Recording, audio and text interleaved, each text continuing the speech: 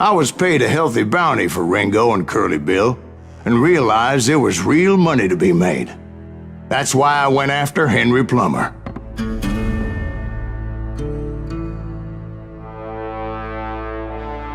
Wasn't he the sheriff who augmented his income by shaking down miners and robbing gold shipments? That's the one. Oh yeah, I remember him. He ran that gang of thieving outlaws called the Innocents. So it's true that you went toe-to-toe with him?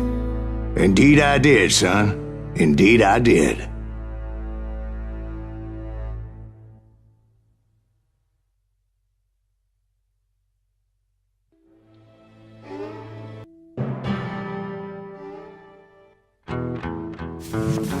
I knew I needed resources if I was going to track down Roscoe Bob Bryant, and hunting Plummer looked like a good way to get rich quick. As the local vigilantes exposed him as the leader of the bandits, and put a generous price on his head. Plummer rallied his gang to plunder one last gold mine before making their escape, and that's where I thought I'd find him.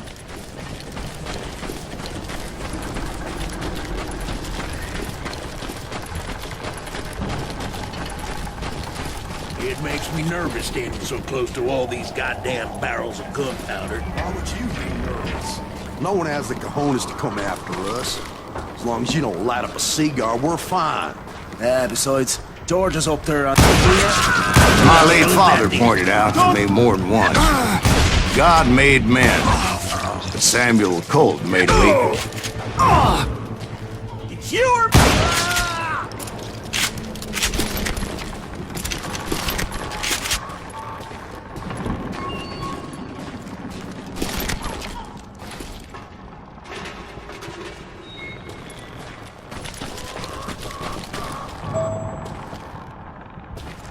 I knew that dynamite wasn't mine, so I decided the polite thing would be to return it. It was the biggest gold rush since Sutter's Mill in '48. Unfortunately, prospectors weren't the only ones drawn to those riches.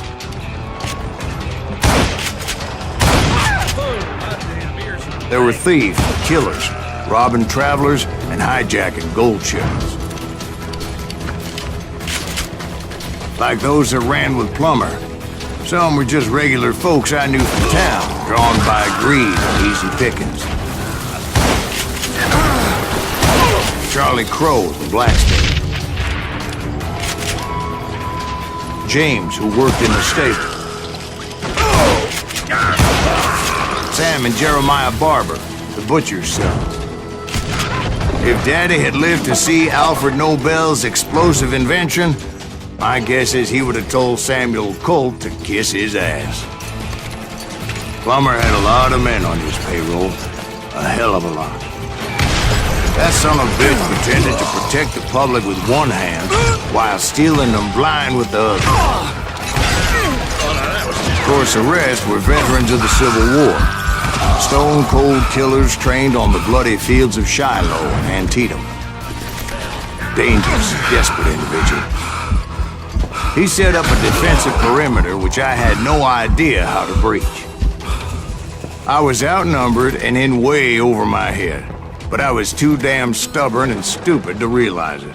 I thought I was some kind of hero. I finally made it past and headed on to meet my destiny. But first, I had something I needed to figure out. I had a few ideas on how to get into that mine, but once I made my decision, I knew there was no turning back. So my first thought was to enter the nearest mine portal. I saw an entrance. Made sense. It was the quickest way in, but that also made it more dangerous, as there would undoubtedly be enemy pickets posted along the way.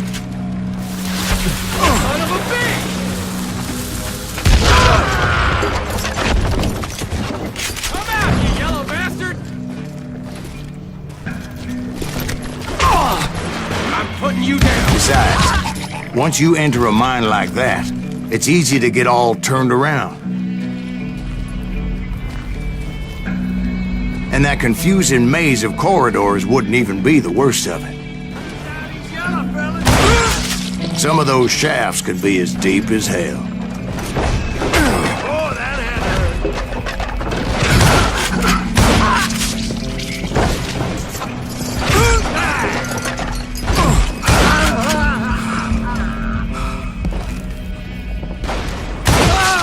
A single stumble or misstep can easily end in a deadly plunge to oblivion.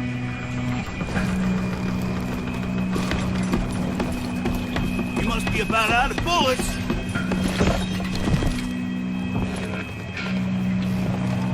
Had enough. I do not deserve to die like this.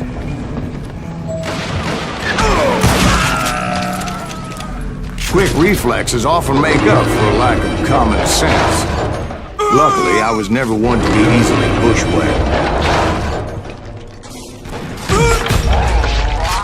I would just need to be careful not to blow myself to kingdom come.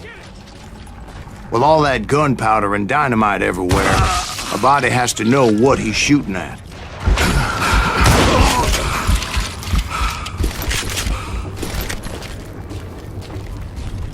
One wrong bullet could have turned that mine into a dad-blasted tube.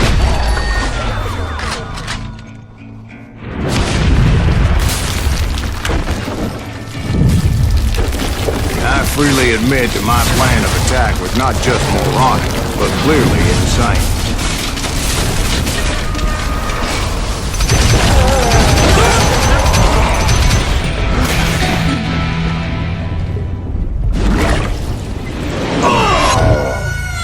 It's a good thing that I abandoned that ridiculous plan before I even tried it. Instead, I spotted a ladder, a way into the mine from the opposite side.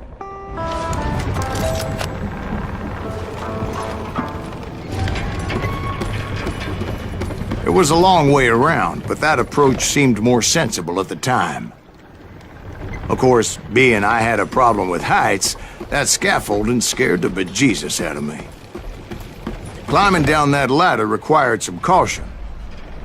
Because even though I had a younger man's reflexes, no man can dodge a damn bullet while climbing down a rickety ladder. I needed to make a leap of faith, which ain't easy when you're suspended between heaven and hell.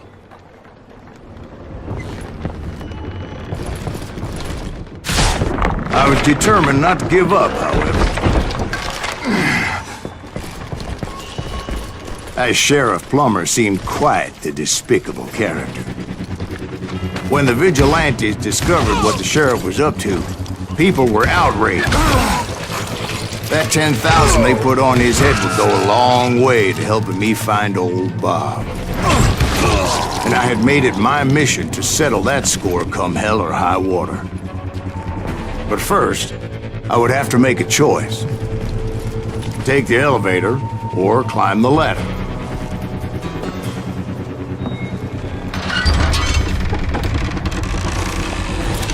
I picked the more convenient and more dangerous route.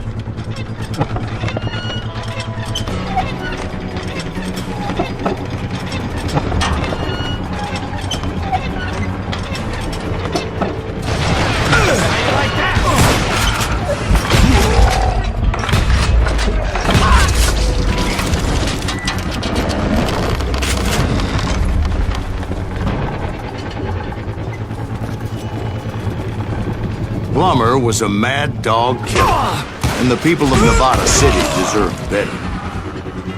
Nevada City? Well, I thought Plummer met his maker in Bannock, Montana. Right, well, he was the sheriff of both places at one time or another, but that's neither here nor there.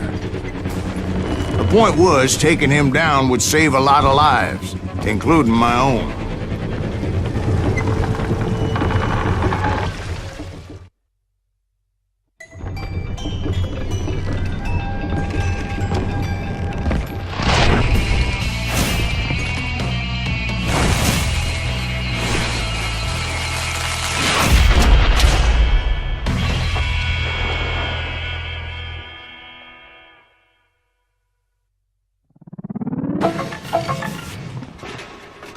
gonna blow you into next week! This day is just getting worse and worse for you, ain't it?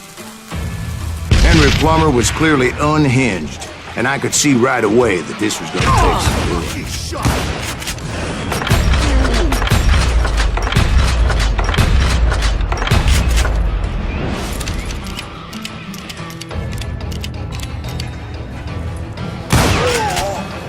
You can shoot, but can you aim? Oh, damn it! I need some help here! Come on, boys! Take this cocksucker out! One sorry son of a bitch! Gotta recover!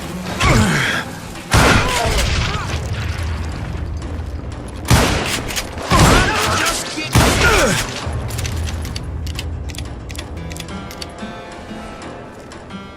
You better hide!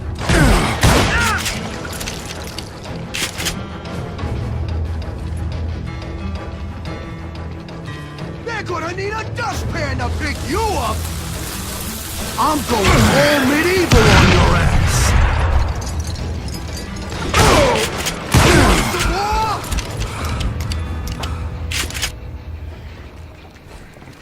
You can shoot, but can you aim? Lucky shot!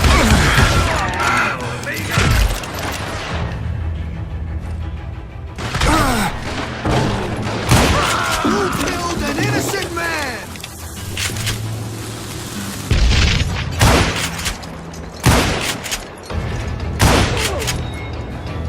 You ain't taking me! Take this, you son of a bitch!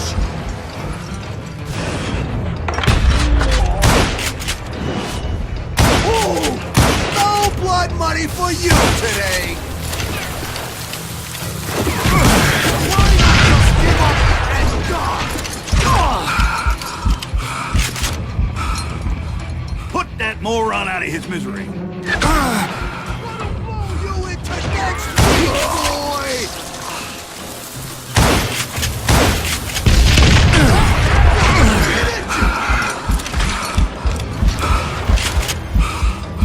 Time to die!